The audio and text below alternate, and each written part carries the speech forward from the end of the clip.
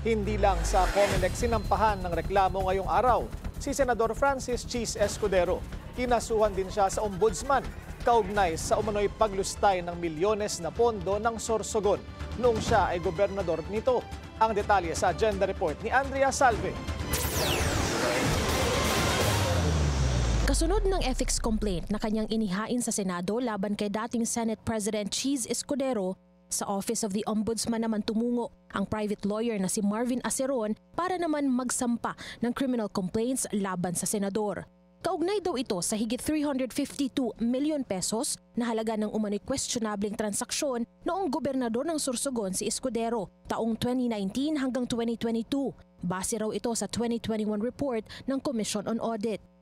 Ito ay inumpisahan kong aralin pagkatapos kong i-file ang ethics case sa Senate at napansin ko parang merong pattern of corruption itong dating gobernador ng Sorsogon.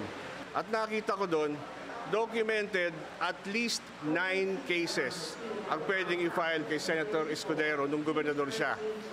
Ayon kay Aceron, kabilang daw sa mga flinag ng COA ang higit 125 million pesos na overlapping infrastructure contracts na imposibleng sabay-sabay na magawa ng pare-parehong contractors na may parehong personnel at equipment. Lampas 15 million pesos na pondo mula sa national government, kabilang na raw ang 10 million pesos na typhoon relief money na hindi nagalaw sa loob ng 6 na taon. Higit 8 million pesos na janitorial at laundry contracts na suportado umano ng peking mga dokumento at 1.6 million pesos na tupad disbursements na may depektibo raw ng mga pirma at walang authorizations. Kasama rin dito ang halos 196 million pesos na property and equipment entries na umano'y ghost at demolished. Sabit sa mga inireklamo ang ilan pang opisyal ng Sorsogon Provincial Government. Paglabag sa Anti-Graft and Corrupt Practices Act at ilang probisyon sa Revised Penal Code ang maaaring kaharapin ng respondents.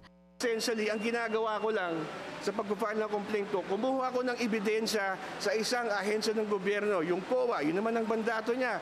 Ina-analyze ko, inaral ko. Pagka-aral ko, isasubmit ko dito sa ombudsman. At sana may mangyari naman, hindi tayo abutin ng siyam-siyam.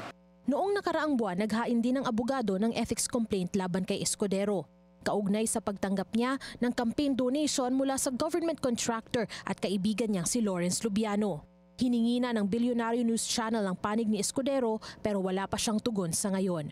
Para sa agenda, Andrea Salve, Billionaire News Channel.